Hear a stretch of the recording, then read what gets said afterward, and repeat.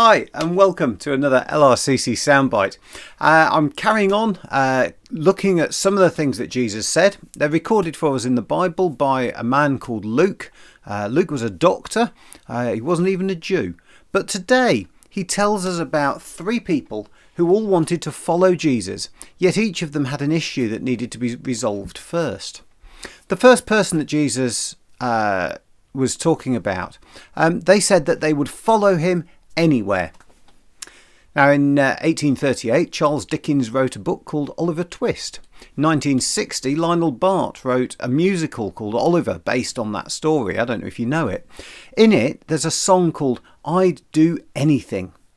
In it, different people ask whether someone else will really do anything for them. Some of them are a bit silly, paint your face bright blue is one that Bet asks Oliver. And he replies, anything.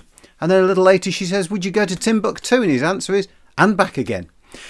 Jesus' response to this first person was to really question whether they really meant they would follow him anywhere.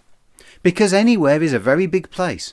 And it's not always comfortable, and it's not always safe, and it's not always what we expect. At Easter, anywhere would mean following Jesus to execution. Is that really what this person meant?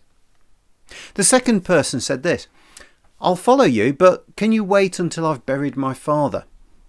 Now that would sound like a very reasonable request. Yeah, anyone with an ounce of compassion will see the need here.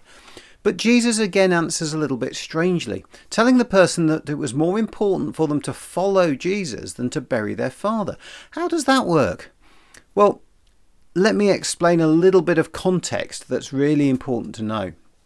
What Jesus was actually speaking against in his reply was an aspect of Jewish law. He didn't think that law was right. The law said that it was more important to bury someone than it was to help the poor. It was more important to bury someone than to help people who were in need. I don't think that sat well with Jesus, and I'm not sure that sits well with me. Yes, it is really important and really significant to honour our parents when they die, to go to the funeral, to do all those things. But that doesn't mean that we have some sort of excuse to ignore everything else going on in the world around us. The final person told Jesus that they wanted to follow him, but first, could they go home and sort things out? Again, might seem a reasonable request, but Jesus talks about it being more important to decide what you're going to do and then go and do it. Move forward. Don't keep looking back to the past and hang on to that, because that will slow you down or even stop you moving forward at all.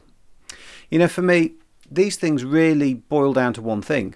Following Jesus isn't something that we negotiate. It's not something that we set conditions on or do on our terms. Rather, it's something Jesus offers us as a free gift. It's packaged. It's ready to go. You can take it. Just take it. Just pick it up. There's nothing we can do other than choose to accept everything Jesus has for us.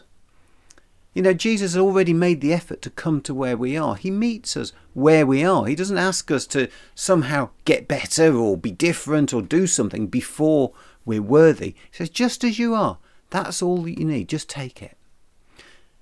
But that means to decide that we have to accept that we've done things wrong, that Jesus paid the price for that when he died. If we accept his forgiveness, he's already arranged for us to have help and guidance from the Holy Spirit until one day we'll live forever with him in heaven. That's the offer. All we have to do is accept it. We don't set the terms and conditions. Really happy if you want to find out more or understand what it looks like to follow Jesus. Do get in touch. Really always happy to talk to people about that. But for now, I hope you have a great week. God bless you. I'll see you next time.